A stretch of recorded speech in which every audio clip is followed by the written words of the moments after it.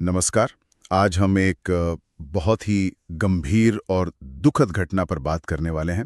ये बात है 12 जून 2025 की और एयर इंडिया की फ़्लाइट AI 171 की। जी, वो फ्लाइट जो अहमदाबाद से लंदन जा रही थी। हाँ, हमारे पास समाचार स्वर की एक रिपोर्ट है जो बताती है कि कैसे ये उड़ान पूरी नहीं हो सकी। हमारा मकसद है आज की चर्चा में ये समझना कि उस दिन क्या हुआ असल में और उसका असर क्या रहा। बिल्कुल।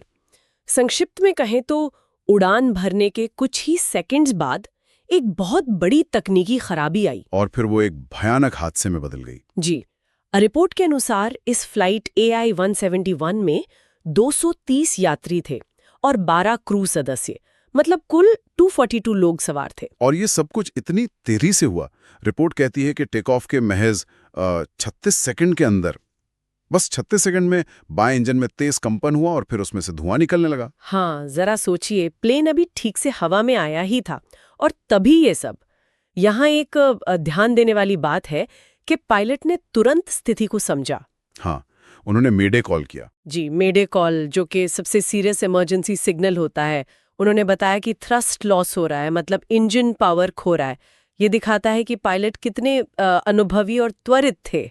बिल्कुल, लेकिन शायद हालात उनके काबू से बाहर हो चुके थे क्योंकि कुछ ही पलों में विमान रडार से गायब हो गया। हाँ, और एयर ट्रैफिक कंट्रोल से संपर्क भी पूरी तरह टूट गया।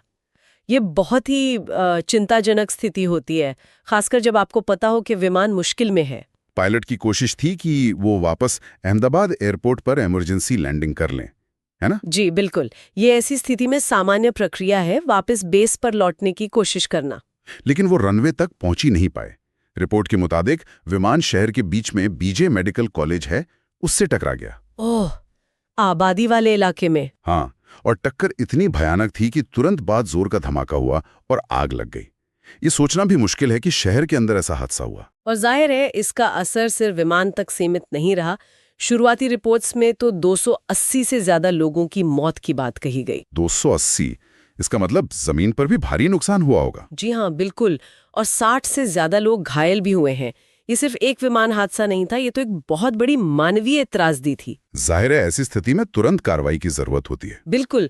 रिपोर्ट में बताया गया है कि NDRF, पुलिस और लोकल एडमिनिस्ट्रेशन की टीमें फौरन मौके पर पहुंची और बचाव कार्य शुरू किया। प्रधानमंत्री ने भी इस पर शोक जताया है और कहा है कि सरकार घायलों के इलाज और जो पीड़ित परिवार हैं उनकी मदद के लिए सब कुछ कर रही है। हाँ, ये जरूरी भी है।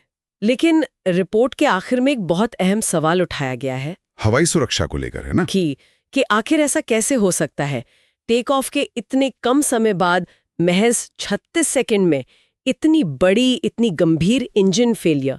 ये वाकई हवाई सुरक्षा व्यवस्था पर सवाल खड़े करता है। तो मतलब इस पूरी घटना का सार देखें तो एक सामान्य उड़ान, कुछ ही सेकंड में इंजन का फेल होना, वापस लौटने की एक बेहद मुश्किल कोशिश और फिर शहर के बीचों बीच एक विनाशकारी अंत। हाँ, ये विमानन के जोखिमों की एक बहुत ही गंभीर याद दिलाता है और जो मानवीय क्षति होती है उसका अंदाज़ा लगाना भी मुश्किल है। बिल्कुल, और ये सवाल कि इतनी जल्दी ऐसा क्यों हुआ, ये जांच का मुख्य विषय रहेगा। जी, और अंत में सोचने के लिए एक बात, जैसा स्रोत ने भी इशारा किया है, जब हादसा टेक ऑफ के इतने करीब होता है तो जांच में किन खास पहलुओं पर सबसे ज़्यादा ध्यान दिया जा सकता है?